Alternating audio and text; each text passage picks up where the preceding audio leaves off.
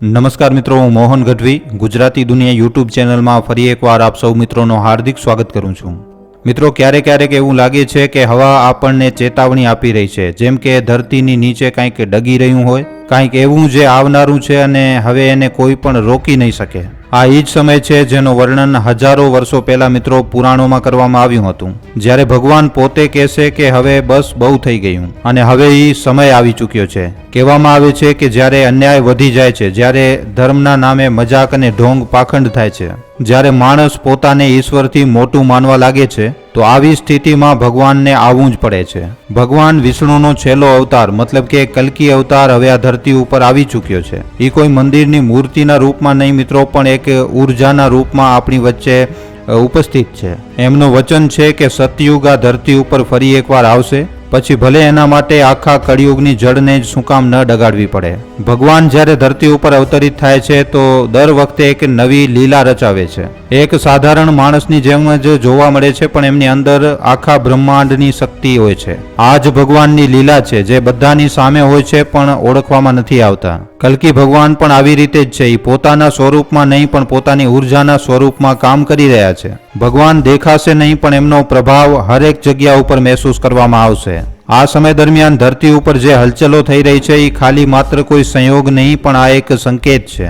યુદ્ધની આંધી ઉપડી રહી છે, પ્રાકૃતિક સંતુલન બગડી રહ્યો છે અને માણસ પોતે પોતાના બનાવેલા જાળમાં ઉલઝી રહ્યો છે. જે બધી વસ્તુઓ ઘટિત થઈ રહી છે એ બધી ઈશ્વરની યોજનાનો એક હિસ્સો છે. કળિયુગની આ લડાઈ હવે પોતાના ચરમ ઉપર છે. ભગવાન કલ્કીએ સંકલ્પ કર્યું છે કે સતયુગને કોઈ પણ રીતે આ ધરતી ઉપર હવે લાવવામાં આવશે. આ યુદ્ધમાં વિનાશ પણ થશે અને પુનર્જન્મ પણ આ વિનાશ ડરાવનારો નહીં પણ જાગૃત કરવા માટે હશે. કારણ કે મિત્રો, અંધેરો જ્યારે સૌથી વધારે ઘનો હોય છે ત્યારે જ પ્રકાશનો જન્મ થાય છે.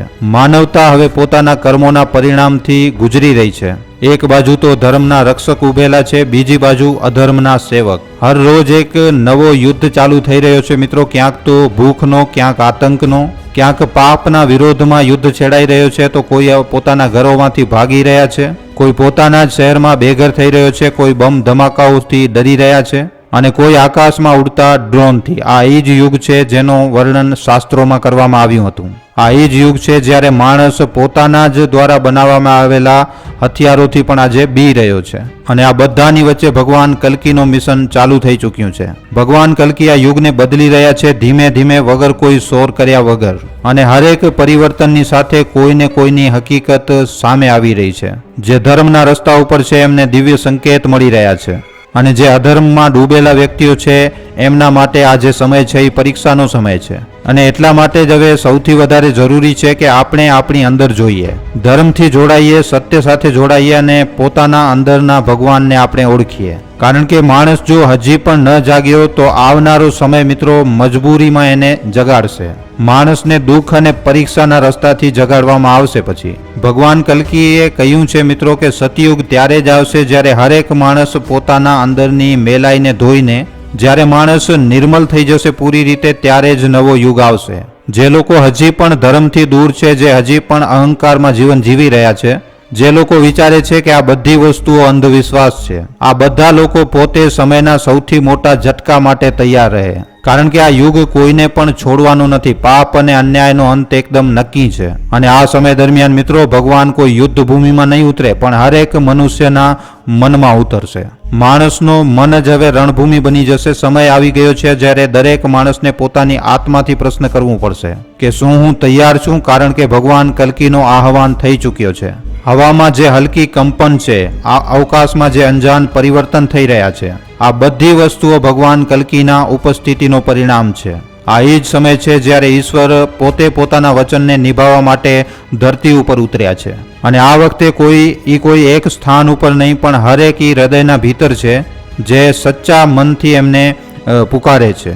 આ ધરતી હવે બે હિસ્સામાં મિત્રો વહેંચાઈ ચૂકી છે. એક તો એ લોકો છે જે સતયુગ બાજુ આગળ વધી રહ્યા છે અને બીજા એ લોકો છે જે હજી પણ અંધારામાં જીવન જીવી રહ્યા છે. પણ અંતિમ જીત તો એની થશે જે ઈશ્વરની સાથે ઊભો છે.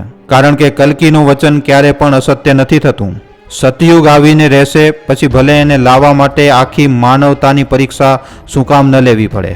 જય શ્રી કલ્કી ભગવાન. સમય હવે પોતાની પૂરેપૂરી રફતાર પકડી ચૂક્યો છે. આ એ જ સમય છે જ્યારે હરેક વ્યક્તિને પોતાના કર્મોનો હિસાબ આપવો પડશે. ભગવાન કલ્કીએ વચન લીધો છે કે સતયુગને કોઈ પણ કિંમત ઉપર આ ધરતી ઉપર લાવવામાં આવશે અને જે બધી વસ્તુઓ જે આજે આપણે ઘટનાઓ જે જોઈ રહ્યા છીએ, યુદ્ધ, મહામારી, પ્રાકૃતિક ઘટનાઓ, ભૂચાલ, ભૂખ અને ભય, આ બધી વસ્તુઓ મિત્રો આ જ પ્રક્રિયાનો એક હિસ્સો છે. દુનિયા હવે પોતાના કર્મોની આગમાં જ તપી રહી છે. આ વિનાશ નહીં પણ એક શુદ્ધિકરણ છે. આજે હરેક દેશ પોતાની શક્તિ દેખાડવામાં લાગેલો છે.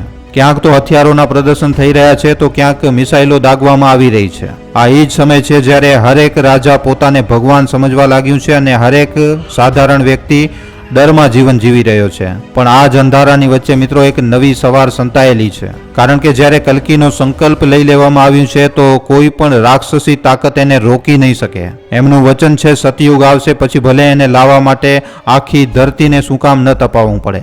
2026 થી 2032 નો સમય મિત્રો એ જ સમય છે જ્યારે આ ધરતી ઉપર બધી વસ્તુઓ એકદમ ઉલટપુલટ થશે.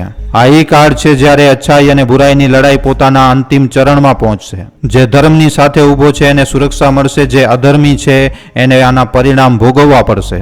અને જે વચ્ચે છે, જેમને હજી સુધી સમજમાં નથી આવ્યું કે શું સાચું છે અને શું ખોટું છે, આવા વ્યક્તિઓ માટે આ પરીક્ષાનો સમય છે મિત્રો. ભગવાન આપણને સજા આપવા માટે નથી આવ્યા, એ તો આપણને જગાડવા માટે આવ્યા છે, જેનાથી આપણને ઓળખીએ. આ જ કારણ છે કે આજે માનવતા વિભાજિત નજર આવી રહી છે. ધર્મના નામ ઉપર ઝઘડા, મજહબના નામ ઉપર હિંસા અને લાલચના નામે અત્યાચાર, બધી જ વસ્તુઓ આજે ખૂબ જ મોટા પાયે વધી રહી છે. ક્યાંક તો હિન્દુને મારવામાં આવી રહ્યું છે, ક્યાંક ઈસાઈને તો ક્યાંક મુસલમાનને. પણ મિત્રો મરી રહ્યો છે માણસ. અસલમાં ઇન્સાનિયત મરી રહી છે અને જ્યારે ઇન્સાનિયત મરવા લાગે ત્યારે જ ભગવાન આ ધરતી ઉપર જન્મ લે છે. અને એટલા માટે ભગવાન કલ્કી હવે સક્રિય છે. ભગવાન આ અરાજકતાને સમાપ્ત કરશે, પણ એનાથી પહેલા હરેક માણસને એની અસલી ઓળખાણ અપાવશે. ભગવાન સામે લાવશે કે કોણ સાચો છે અને કોણ નકલી છે. આ એ જ સમય છે જ્યારે જે માણસો સૂઈ રહ્યા છે એને એકદમ ઉઠાડવામાં આવશે અને જે જાગી ચૂક્યા છે એમને આગળ વધીને માર્ગદર્શક બનવું પડશે. 2026 નો વર્ષ એમના માટે શુભ હશે જે આત્મા સાથે જોડાયેલા છે, જે ધર્મના માર્ગ ઉપર છે, ઈશ્વરના સાક્ષાત્કારને મહેસૂસ કરશે. કોઈક તો દર્શનમાં, કોઈ ધ્યાનમાં, તો કોઈ પોતાના અંદરની આવાજમાં. કારણ કે હવે ભગવાન બહાર નહીં ભીતરથી કહેશે. પણ જે માણસો હજી પણ લાલચ, નફરત અને પાપમાં ફસાયેલા છે એમના માટે આ જે યુગ છે એ ખૂબ જ વધારે કઠોર સાબિત થશે. કારણ કે કલ્કીનો નિયમ છે પહેલા તપ પછી યુગ. આ જે અગ્નિ પરીક્ષા છે એ હરેક વ્યક્તિને આપવી પડશે. પછી ભલે રાજા હોય કે કોઈ સાધારણ વ્યક્તિ હોય, કોઈ પણ બચવાનું નથી. જે લોકો ખોટામાં જીવન જીવી રહ્યા છે એ તૂટશે અને જે સત્યમાં જીવન જીવી રહ્યા છે એ ચમકશે. કળિયુગની સૌથી મોટી બીમારી છે ભ્રમ, ખોટાને સાચું માની લેવું. લોકો સોશિયલ મીડિયા ઉપર ખોટી વાતો ફેલાવીને પોતાને જ્ઞાની માની બેઠા છે. હરેક પોતાની જાતને ગુરુ સમજી રહ્યો છે, પણ એની અંદરનો અંધકાર પહેલાથી પણ વધારે ઘેરો બની ચૂક્યો છે. ભગવાન કલ્કી આ જ ભ્રમને તોડવા માટે આવ્યા છે. એ માણસને આરીસો દેખાડશે જેમાં કોઈ નકાબ નહીં હોય, કોઈ દેખાવો નહીં હોય. એ આરીસામાં માત્ર અને માત્ર ખાલી સચ્ચાઈ નજર આવશે અને આ સચ્ચાઈને જોવાની તાકાત હરેક વ્યક્તિમાં નથી. એટલા માટે ઘણા લોકો તૂટશે, વેંખાઈ જશે અને ફરીવાર જન્મ લેશે એક નવી વિચારધારા, એક નવી ચેતનાની સાથે. મિત્રો ભારત આ એ જ ભૂમિ છે જ્યાંથી હરેક યુગમાં પ્રકાશ નીકળ્યો છે. આ જ ધરતી છે જ્યાં ધર્મે પહેલો શ્વાસ લીધો હતો. એટલા માટે આ વખતે પણ જ્યારે આખી દુનિયા ડગમગાઈ રહી છે ત્યારે ભગવાને ભારતને નક્કી કર્યું છે મિત્રો વિશ્વ ગુરુ બનાવવા માટે. જે તિલક ક્યારેક આ ધરતીના માથા ઉપર હતો એ જ તિલક હવે ફરી એકવાર ચમકવાનું છે. આપણા ઋષિમુનિઓ કહી ગયા છે મિત્રો કે જ્યારે કળિયુગનો અંત થશે ત્યારે ભારત ફરી એકવાર સોનાની ચીડિયા બનશે. અને આજની તારીખમાં મિત્રો રાજસ્થાનની ધરતીમાંથી સોનું નીકળવું કાંઈ સાધારણ વાત નથી. ધરતીનો સ્વર્ણ ઉગલવું એક સંકેત છે. ધરતી પોતે ઘોષણા કરી રહી છે કે હવે સમય આવી ચૂક્યો છે. રાષ્ટ્રોની વચ્ચે જે સંઘર્ષ ચાલી રહ્યો છે એ માત્ર ખાલી રાજનીતિક નથી. આ જે છે મિત્રો આધ્યાત્મિક યુદ્ધ છે. ધર્મ અને અધર્મની આ એક અંતિમ ટક્કર છે અને આ ટક્કરમાં જે એક સાથે રહેશે, પોતાના ધર્મ અને પોતાની વિચારધારાને જે શુદ્ધ રાખશે, જે પોતાના સંસ્કાર અને પોતાના સત્ય સાથે જોડાઈને રહેશે, આ જે વ્યક્તિ છે આ જ વ્યક્તિઓ વિજય થશે મિત્રો. એટલા માટે આજે જરૂર છે કે આપણે આપણી જડોને યાદ કરીએ. કારણ કે ધર્મ ખાલી માત્ર કોઈ પૂજા નથી, એક જીવન જીવવાની એક રીત છે. જે આને સમજી ગયો એ જ કાલના સંસારમાં જીવિત રહેશે. ભારતમાં આ સમયે જે તૈયારી ચાલી રહી છે એ માત્ર રક્ષાની નથી, પણ મિત્રો આ પુનર્જન્મની તૈયારી થઈ રહી છે. આપણા સૈનિકો સીમા ઉપર નહીં પણ યુગ પરિવર્તનની સીમા ઉપર ઊભા છે. સ્વદેશી તકનીકો, શક્તિશાળી નૌસેના, અદ્ભુત વાયુસેના આ માત્ર કોઈ સંયોગ નથી મિત્રો. આ એ દિવ્ય વ્યવસ્થા છે જે ભગવાનના માર્ગને સુરક્ષિત કરી રહી છે. આતંકવાદની જડોને કાપવામાં આવી રહ્યું છે. સીમા ઉપર શત્રુ પર્યાસ્ત થઈ રહ્યા છે અને અંદરથી મિત્રો રાષ્ટ્ર એક નવો સંકલ્પ લઈ રહ્યો છે. લોકો કહે છે કે દુનિયા સળગી રહી છે, પણ અસલમાં મિત્રો ધરતી તપી રહી છે. જેવી રીતે સોનું તપે છે જેનાથી શુદ્ધ થઈ શકે. આ જ સમય છે જ્યારે ભગવાન કલ્કી હરેક આત્માને પરખી રહ્યા છે. કોણ તૈયાર છે સતયુગમાં પ્રવેશ કરવા માટે, કોણ હજી પણ પોતાના અહંકારમાં ડૂબેલો છે. હરેક આત્માને એક મોકો આપવામાં આવી રહ્યો છે. જે પુકારને સાંભળી લેશે એ જ વ્યક્તિ આગળના યુગનો હિસ્સો બનશે મિત્રો. 2032 પછી જે સમય આવશે એ એક નવી સવાર હશે. આ એ સમય હશે જ્યારે સંસારનો કેન્દ્ર ફરી એકવાર ભારત હશે. ફરી એકવાર વિશ્વગુરુનો તિલક ભારતના મસ્તક ઉપર ચમકશે. પણ એનાથી પહેલાનો આ જે સમય છે એ મિત્રો સમય કાળ પરીક્ષાનો છે. ભયંકર છે, નિર્દય છે, પણ જરૂરી છે. કારણ કે પરીક્ષા આપ્યા વગર ક્યારે પણ પ્રવેશ નથી થતો. સતયુગ કોઈ ઉપહાર નહીં, એક અર્જિત અવસ્થા છે. જે લોકો આવા કઠિન સમયમાં પણ પોતાની શ્રદ્ધા, પોતાનો વિશ્વાસ અને પોતાની કરુણા જે બનાવીને રાખશે એ જ વ્યક્તિ વિજેતા હશે. બાકી બધા લોકો સમયની ધૂળમાં ખોવાઈ જશે મિત્રો. ભગવાન કલ્કીનું વચન છે કે હું આવી ચૂક્યો છું, હવે કોઈ પણ મારો માર્ગ રોકી નથી શકતો. અને એટલા માટે મિત્રો હવે ડરવાની નહીં, બીવાની નહીં, પણ જાગવાની જરૂરત છે. ધર્મથી જોડાઓ, ધ્યાન કરો, સત્ય કહો અને પોતાના અંદરની રોશનીને જગાડો. આ જ તમારો શસ્ત્ર છે, આ જ તમારી રક્ષા છે. જે લોકો વિચારી રહ્યા છે કે હજી સમય છે એ મોટા ભ્રમમાં છે. સમય હવે ઊભો નથી રહેવાનો. જે લોકો સૂઈ રહ્યા છે એ પાછળ છોડાઈ જશે. જે જાગી ગયો એ જ વ્યક્તિ નવા યુગમાં પ્રવેશ કરશે. ભગવાન હવે કોઈ મંદિરમાં નહીં પણ તમારી આત્માના દરવાજા ઉપર ઊભા છે. બસ તમને ઓળખવાની જરૂર છે. બસ તમને દરવાજો ખોલવાનું છે અને જ્યારે આ દરવાજો ખુલશે ત્યારે દુનિયા બદલશે મિત્રો. ત્યારે યુદ્ધ થંભી જશે અને ધરતી ઉપર ફરી એકવાર સતયુગની શરૂઆત થશે. અને ત્યારે હરેક વ્યક્તિ કહેશે કે ભગવાને વચન નિભાવ્યો. અને તે દિવસે જ્યારે ફરી એકવાર સત્યનો સૂરજ ઉગશે, સતયુગનો સૂરજ ઉગશે, ત્યારે ફરી એકવાર આ ધરતી એકદમ ખીલી ઉઠશે. જય શ્રી કલ્કી ભગવાન.